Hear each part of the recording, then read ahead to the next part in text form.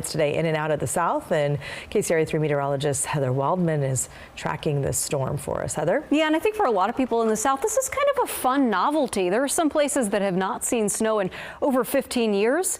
Yeah, it's a lot, and the cold is certainly a concern. Look at the radar loop over the last 12 hours. Yeah, all along the I-10 corridor, just hours of what turned out to be some heavy snow. Look at some of the numbers here. Lafayette, Louisiana, almost a foot of snow. Lake Charles, half a foot of snow. 4 inches of snow in downtown Houston.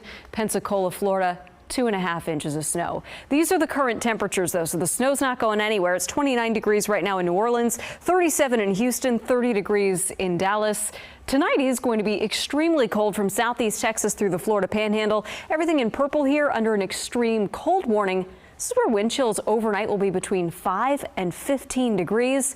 Remember, average highs in these areas are in the 60s this time of year, and that cool weather is going to hang around for a few more days. Back to you. All right, thank you.